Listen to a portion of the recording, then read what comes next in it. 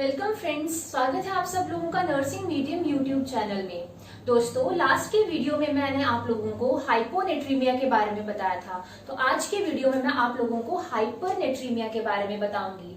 तो बेसिकली हाइपरनेट्रीमिया एक electrolyte imbalance है। हाइपरनेट्रीमिया में होता क्या है, जो हमारा सीरम सोडियम वैल्यू है वो इंक्रीज कर जाता है। नॉर्मल सीरम सोडियम कितना है, 135 to 145 milliequivalents per litre. तो हाइपरनेट्रीमिया में क्या होगा कि जो सीरम सोडियम है वो मोर than 145 milliequivalents per litre होगा। तो हाइपर मीन्स, हाइपर का मतलब क्या है, एक्सेस और मोर। नेट्रा का मतलब है सोडियम और ईमिया का मतलब है ब्लड। तो जब भी हमारे ब्लड में सोडियम की वैल्यू ज्यादा होगी तो उस कंडीशन को हम लोग क्या बोलेंगे, हाइपरनेट्रीमिया। तो कितना ज्यादा होगी, it is more than 145 milliequivalents per litre. तो ये है हमारा कि हाइपरनेट्रीमिया किस कंडीशन को बोलेंगे। तो जो बेसिकली सोडियम है उसका जो फंक्शन रहता है वो क्या रहता है, जो सोडियम है वो क्या करता है, ये रेगुलेट करता है वाटर बैलेंस को, वाटर बैलेंस करेगा, बीपी के लिए हेल्प करेगा और ब्लड वॉल्यूम को मेंटेन करने में हेल्प करेगा। तो बेसिकली इसके तीन फंक्शंस हैं, water balance inside the cell as well as outside the cell, and second is blood pressure regulation, and third one is the blood volume maintenance में help करता है सोडियम। तो हाइपरनेट्रीमिया में होता क्या है, suppose this is a cell, this is the intracellular space, ये intracellular है, and this one is the extracellular space. तो हाइपरनेट्रीमिया में जैसे कि मैंने आप लोगों को बोला, जो सीरम सोडियम वैल्यू है वो ज्यादा हो जाएगी। तो ये आउटसाइड द सेल है जो वहां पे सोडियम ज्यादा है, यहाँ पे सोडियम ज्यादा होने की वजह से जो अंदर वाला सोडियम है, अंदर सोडियम कम है, बाहर सोडियम ज्यादा होने की वजह से क्या होगा, ऑस्मोसिस प्रोसेस को ध्यान में रखना है। जो ऑस्मोसिस होता है उसमें मूवमेंट होती है पार्टिकल्स की from lower concentration to higher concentration.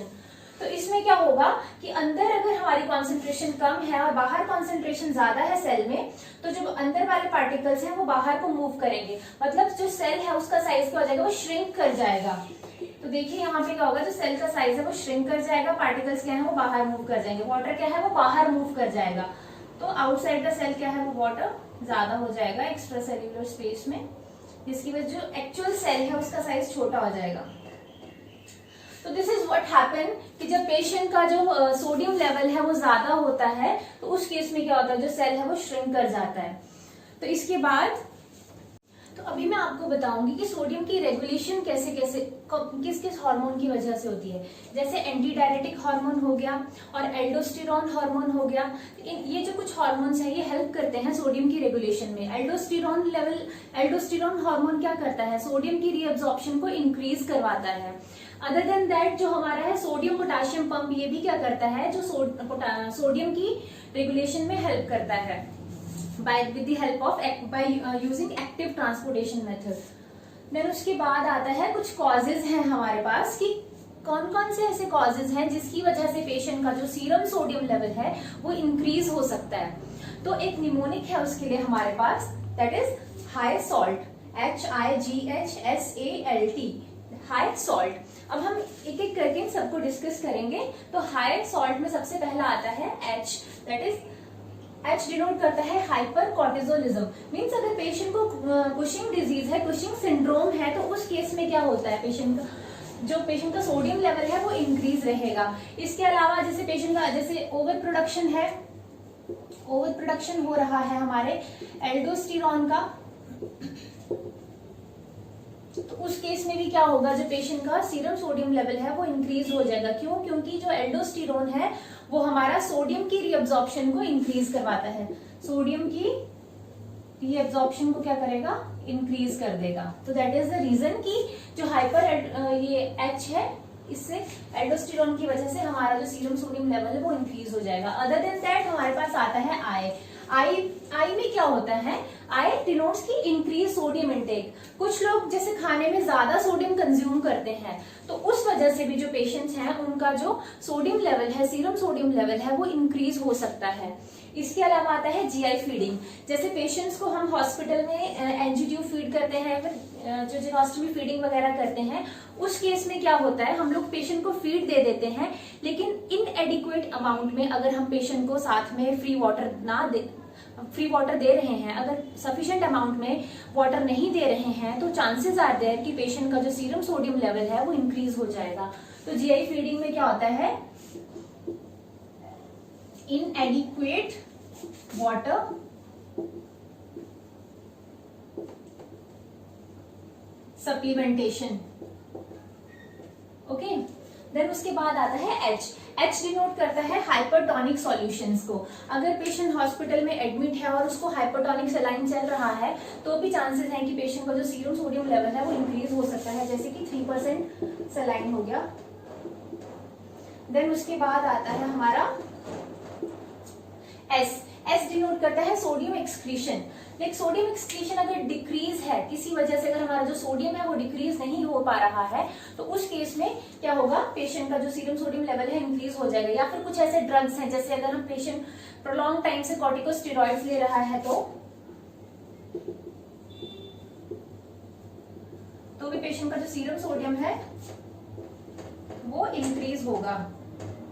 Okay, then next आता है हमारा एल्डोस्टेरोन। एल्डोस्टेरोन में मैं आपको पहले ही बता चुकी हूँ कि एल्डोस्टेरोन क्या करता है, हमारी बॉडी में सोडियम की रीअब्जॉर्प्शन को इंक्रीज करवाएगा। अगर ओवर प्रोडक्शन है एल्डोस्टेरोन की, तो हमारा जो इंक्रीज हो जाएगा सोडियम लेवल। इसके अलावा एल से लॉस ऑफ फ्लूइड्स। अगर हमारी बॉडी से ड्यू टू डिहाइड्रेशन या फिर वॉमिटिंग वगैरह की वजह से अगर हमारी बॉडी से फ्लूइड लॉस हो रहा है, तो उसकी वजह से क्या होता है कि हमारी बॉडी में सोडियम रिटेन हो जाएगा। तो उस केस में भी पेशेंट का जो सीरम सोडियम लेवल है वो इंक्रीज कर सकता है, पेशेंट हाइपरनेट्रीमिया में जा सकता है। देन बाद में आता है हमारा टी से थर्स्ट इम्पेयरमेंट। अगर हम ड्यू टू एनी रीजन अगर हम पानी नहीं एडिक्वेट अमाउंट में पी रहे हैं, तो उस केस में भी क्या होगा, जो हमारा सीरम सोडियम लेवल है वो इंक्रीज कर सकता है। सो this is all about the causes. एक और निमोनिक है, मैं उसके बारे में आपको बताऊंगी। तो दोस्तों, मैंने अभी जैसे आप लोगों को कॉजेज का एक निमोनिक बताया जो कि हाई सॉल्ट है, तो नेक्स्ट निमोनिक है, देखिए this is a model. Model है हमारा नेक्स्ट निमोनिक। तो मॉडल में जो एम है वो डिनोट करता है मेडिकेशंस और सर्टेन मील्स। मेडिकेशंस और मील्स, अगर हम ऐसा कोई भी मील कंज्यूम कर रहे हैं जिसमें सोडियम की वैल्यू, जिसमें नमक हमने बहुत ज्यादा डाला है, तो उसका जो इफेक्ट क्या होगा, उससे क्या होगा, जो हमारा सीरम सोडियम लेवल है वो इंक्रीज कर जाएगा। सोडियम क्या होगा, इंक्रीज कर जाएगा हमारी बॉडी में। अदर देन दैट कुछ मेडिकेशंस हैं जिसकी वजह से हमारा सोडियम लेवल इंक्रीज कर सकता है। जैसे मैंने आपको कॉर्टिकोस्टेरॉइड्स ही बताया, उसमें पेशेंट का जो सोडियम लेवल है वो इंक्रीज करेगा। अदर देन दैट हमारा ओ डिनोट करता है ऑस्मोटिक डायरेटिक्स। ऑस्मोटिक डायरेटिक्स क्या करते हैं, हमारी बॉडी से फ्लूइड तो निकाल देंगे, लेकिन जो सोडियम है वो बॉडी में फिर से रिटेन रहेगा, उसकी वजह से हमारा जो सोडियम लेवल है इंक्रीज आएगा जब हम लैब टेस्ट करवाएंगे। देन उसके बाद आता है डायबिटीज इंसिपिडस। दोस्तों, एग्जामिनेशन पॉइंट ऑफ व्यू से डायबिटीज इंसिपिडस का लाइक बहुत इंपॉर्टेंट है कि हाँ, डायबिटीज इंसिपिडस में जो यूरिन आउटपुट है उस पर क्या इफेक्ट पड़ता है, या सोडियम पे क्या इफेक्ट पड़ता है। तो अगर पेशेंट को डायबिटीज इंसिपिडस है तो ध्यान रखिएगा, जो यूरिन आउटपुट है वो इंक्रीज होगा और जो सोडियम है वो यूरिन आउटपुट भी इंक्रीज होगा और हमारा जो सोडियम है वो भी इंक्रीज हो जाएगा, मतलब कि पेशेंट को हाइपरनेट्रीमिया होगा। देन उसके बाद आता है एक्सेस वाटर लॉस। अगर बॉडी से ड्यू टू एनी रीजन, जैसे कि पेशेंट का अगर यूरिन आउटपुट डायबिटीज इंसिपिडस में बहुत ज्यादा होता है, ड्यू टू सच रीजंस अगर urine output excess water loss हो रहा है, या फिर जैसे किसी को एक्सेसिव स्वेटिंग हो रही है, तो उस केस में क्या होगा, हमारा जो वाटर लॉस है वो ज्यादा होगा और पेशेंट क्या होगा, हाइपरनेट्रीमिक हो जाएगा। Then last but not least हमारे पास आता है लो वाटर इनटेक। अगर हम ओरली पानी कम पी रहे हैं तो उस केस में भी हमारा जो सीरम सोडियम लेवल है वो इंक्रीज हो सकता है। या फिर अगर पेशेंट अगर हॉस्पिटलाइज्ड है, उस केस में पेशेंट अगर ओरली नहीं ले रहा है, अगर हम एनजी या फिर आईवी पेशेंट को इनएडिक्वेट अमाउंट में आईवी इन्फ्यूज कर रहे हैं, या फिर एनजी ट्यूब इंसर्शन में, एनजी ट्यूब फीडिंग से अगर हम एडिक्वेट अमाउंट में फीड नहीं दे रहे हैं, वाटर नहीं दे रहे हैं, तो चांसेस आर देयर कि पेशेंट है जो हमारा that may go in hypernatremia. So this is all about the causes. First mnemonic है हमारा high salt and second mnemonic है हमारा model. I think you all are clear about these causes. So next है हमारे पास sign and symptoms of hypernatremia. तो sign and symptoms are very important. तो हमारे पास जो साइन एंड सिम्टम्स हैं उसके लिए निमोनिक है एक, दैट इज फ्राइड, FRIED। तो फ्राइड में जो F है वो डिनोट करता है फीवर एंड फ्लश्ड स्किन। अगर पेशेंट हाइपरनेट्रीमिक होगा तो पेशेंट को फीवर और उसकी जो स्किन होगी वो फ्लश्ड होगी। देन आर है हमारे पास, जो आर डिनोट करता है रेस्टलेस। पेशेंट क्या होगा, बहुत रेस्टलेस होगा, क्योंकि पेशेंट का सोडियम इंक्रीज है तो वो एजिटेटेड और रेस्टलेस होगा हमारा पेशेंट। देन आई से हमारा आता है increased fluid retention. Increased fluid retention, increase fluid retention. देखिए मैंने आप लोगों को पहले भी एक दिन क्लास में बताया था कि जहां जहां सोडियम होगा वहां वहां फ्लूइड होगा, वाटर जाएगा। तो इस केस में भी ऐसा है कि अगर पेशेंट को हाइपरनेट्रीमिया है तो हमारा जो फ्लूइड रिटेंशन है वो भी इंक्रीज होना स्टार्ट हो जाएगा। इसके अलावा हमारे पास आता है जो ई से आता है हमारे पास एडिमा। फ्लूइड रिटेंशन हो रहा है तो डेफिनेटली एडिमा भी होगा, एडिमा। देन इसके अलावा extreme confusion, and this is the most important thing which we need to observe in the patient. Guys मैं फिर से रिपीट कर रही हूं कि जब पेशेंट हाइपरनेट्रीमिक होगा तो उस केस में जो पेशेंट है वो एक्सट्रीम कंफ्यूजन में होगा। तो इस चीज को हमें ध्यान में रखना है कि पेशेंट को कभी भी हाइपरनेट्रीमिक नहीं होने देना है। और एग्जामिनेशन पॉइंट ऑफ व्यू से भी चीज बहुत इंपॉर्टेंट है कि आप लोगों को एग्जाम में पूछा जा सकता है कि पेशेंट है सो एंड सो पेशेंट है, उसको कोई भी प्रॉब्लम की वजह से पेशेंट हाइपरनेट्रीमिक हुआ है, जैसे डायबिटीज इंसिपिडस की वजह से अगर पेशेंट हमारा हाइपरनेट्रीमिक हुआ है तो उस केस में हमारे पास नीचे जो ऑप्शंस होंगे कुछ साइन एंड सिम्टम्स होंगे। तो अगर वहां पे जैसे ये एक्सट्रीम कंफ्यूजन दिया है तो definitely we need to choose this option कि पेशेंट कंफ्यूज होगा हो, तो वो हमें ध्यान रखना है उस चीज को। नेक्स्ट हमारे पास जो डी ऑप्शन है, डी में आता है decrease urine output. Decrease urine output, जैसे कि अगर हमारा फ्लूइड रिटेंशन हो रहा है तो डेफिनेटली यूरिन आउटपुट कम हो रहा है तभी फ्लूइड रिटेंशन हो रहा है। और हाइपरनेट्रीमिक है तो वो भी सोडियम है, सोडियम लव्स वाटर, तो सोडियम पानी को जाने ही नहीं देगा। तो सेम थिंग कि हमारा जो यूरिन आउटपुट है उसके ऊपर इफेक्ट डालेगा, तो जो हमारा यूरिन आउटपुट है वो क्या होगा, कम हो जाएगा। और इसके अलावा हमारा जो माउथ है वो ड्राई होगा, ड्राई माउथ। ड्राई माउथ होगा पेशेंट का, डेफिनेटली अगर पेशेंट थर्स्ट ड्राई माउथ है तो उसको थर्स्ट भी इंक्रीज होगा, तो वो थर्स्टी फील करेगा। थर्स्टी मीन्स कि उसको बहुत ज्यादा प्यास लगेगी। तो दोस्तों ये है हमारे पास साइन एंड सिम्टम्स, और साइन एंड सिम्टम्स का हमारे पास एक बहुत ही सिंपल सा और स्वीट सा निमोनिक है, दैट इज फ्राइड।